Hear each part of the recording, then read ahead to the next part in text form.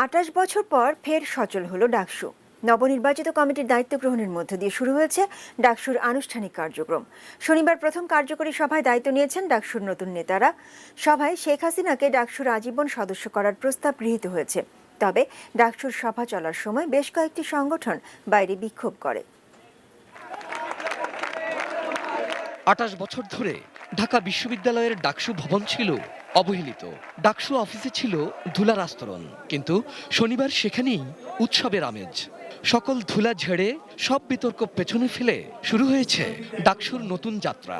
আজকে আমাদের যে কেন্দ্রীয় ডাকসু প্রতিষ্ঠান রয়েছে, সকালেই ডাকসু ভবনে ভিপি, জিএস, এজিএস, ৯ জন সম্পাদক ও ১৩ সদস্য সহ ২৫ জনেই উপস্থিত।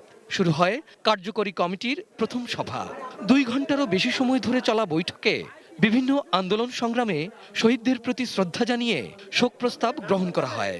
সিদ্ধান্ত নেওয়া হয় ডাকসুর জমকালো অভিষেকের। বলা হয়েছে যে ১.৫ থেকে ২ মাস সময় লাগবে। সেখানে আমাদের মাননীয় প্রধানমন্ত্রী এবং আমাদের সম্মানিত আচার্য মহোদয়কে দাওয়াত করা হবে। বিশ্ববিদ্যালয় এলাকার সড়কগুলোতে শৃঙ্খলা ফেরাতে নানা উদ্যোগ পাশ করা হয়েছে সভায়। আলোচনায় এসেছে দীর্ঘ অচলাবস্থা থেকে ডাকসুর ঘুরে দাঁড়ানোর বিষয়টিও। এর নেপথ্যের কারিগর প্রধানমন্ত্রী শেখ হাসিনাকে ডাকসুর আজীবন সদস্য করার প্রস্তাব তোলা হয় বৈঠকে।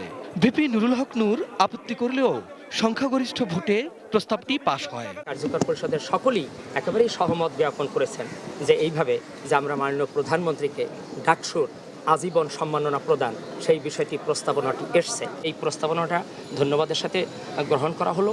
এই নির্বাচনটি সকলের কাছে সার্বজনীনভাবে গ্রহণযোগ্য হয়নি। বিতর্কিত নির্বাচনে আমরা চাই না মাননীয় প্রধানমন্ত্রীকে আজীবন সদস্য ঘোষণা করা হোক।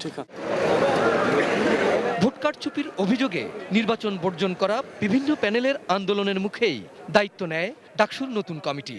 এদিন ডাকসু ভবনের বাইরে পুনর্নির্বাচনের দাবিতে বিক্ষোভ করে বিভিন্ন সংগঠন।